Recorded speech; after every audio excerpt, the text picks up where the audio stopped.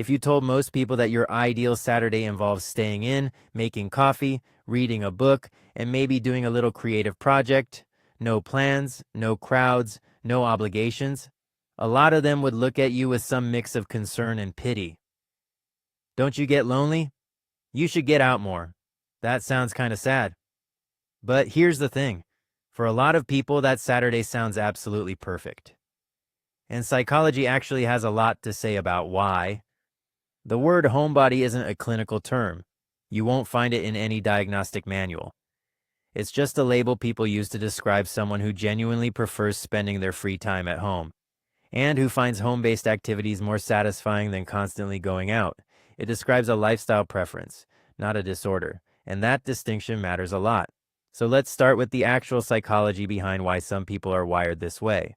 A significant piece of it comes down to personality and how your nervous system handles stimulation.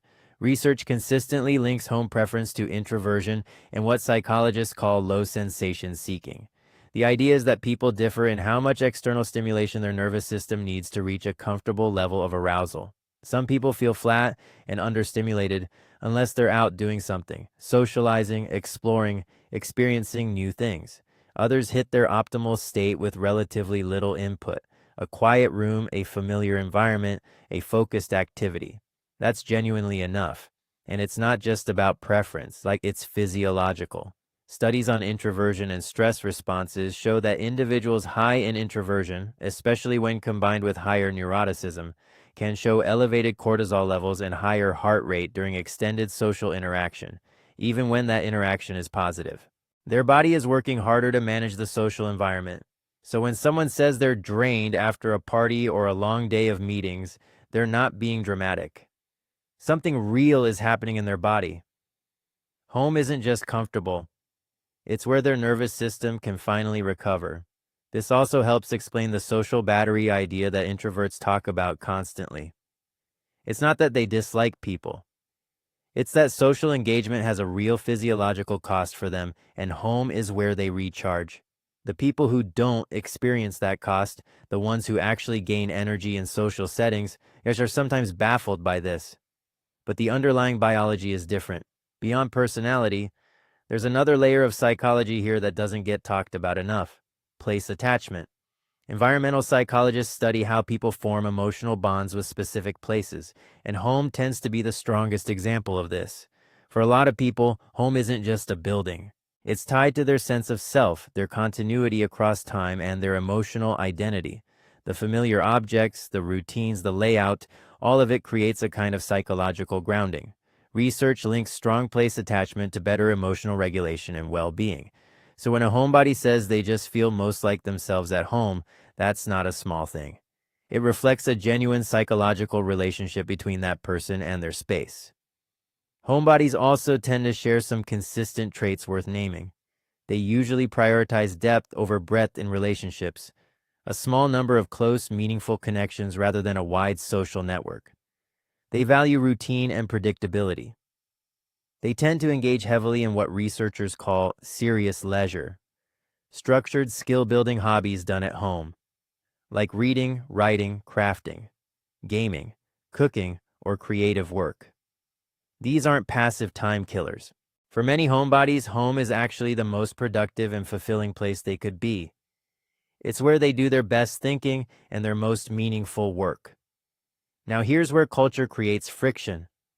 We live in a world that has a strong bias toward extroversion. Busyness is a status symbol. Going out signals that you have friends, that you're interesting, that you're living a full life. Staying home, unless you have a good excuse, is quietly associated with laziness, antisocial behavior, or unhappiness. Homebodies pick up on this. Many report feeling pressure to justify their preferences, to perform enthusiasm for social plans they'd rather skip, or to lie about being busy when really they just want to stay in. In relationships where one person is a homebody and the other isn't, this can create real tension. Genuine incompatibility in social needs that neither person is wrong about, but that still causes conflict. The internet has actually changed this dynamic meaningfully. Online communities of introverts and homebodies give people a place to recognize that their preferences are shared and legitimate. In remote work, streaming, online shopping, and digital socializing have made a home-centered life genuinely more feasible than it was a generation ago. For a lot of homebodies, technology hasn't replaced real connection. It's just made it possible to maintain meaningful connection without constantly having to go out to do it. But now it's worth asking the honest question: when does staying home cross a line? Psychologists look at two things: functioning and distress. If someone prefers staying home but can go out when needed, maintains work or study, has at least a few meaningful relationships, and genuinely enjoys their time at home rather than just hiding from something, that's a healthy lifestyle choice. No intervention required. It becomes clinically relevant when home isn't a preference but a refuge from fear. Social anxiety disorder involves intense, persistent fear of social situations, fear of judgment, embarrassment, or scrutiny, that causes real distress and interference with daily life. Agoraphobia involves avoidance of situations where escape might be difficult or help unavailable, which can make leaving home feel impossible. In both cases, staying home isn't satisfying. It's a way to manage something overwhelming. That's a fundamentally different psychological experience than the person who genuinely loves being home. At the extreme end of the spectrum, there's a phenomenon called hikikomori, which was first documented and named in Japan. It describes a severe form of social withdrawal, staying at home almost continuously for 6 months or more, withdrawing from school, work, and almost all outside interaction. National surveys in Japan have estimated it affects around 1 to 2% of young people. What's notable is that researchers now document it globally, suggesting it's not purely a cultural product but something that can emerge across different societies under the right conditions. The psychosocial profile of people in severe withdrawal typically includes high levels of shyness and avoidant traits, ambivalent or insecure attachment, histories of peer rejection or social failure, and deep loneliness despite the isolation. The pandemic added a troubling layer to this. Prolonged mandated isolation appears to have reinforced avoidance patterns in vulnerable individuals, making re-entry into social life feel increasingly daunting.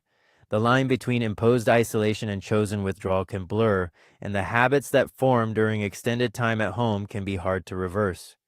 But it's important not to let the extreme define the whole spectrum. Hikikomori and clinical social withdrawal are not what most homebodies are experiencing. The distance between "I'd rather stay in this weekend" and "I haven't left my apartment in 6 months" is enormous, psychologically, functionally, and in terms of subjective experience.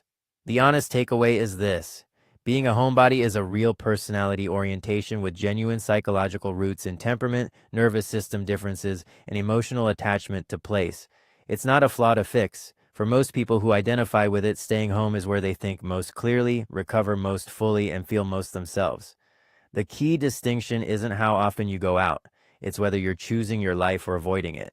If home is where you thrive, that's not something to apologize for.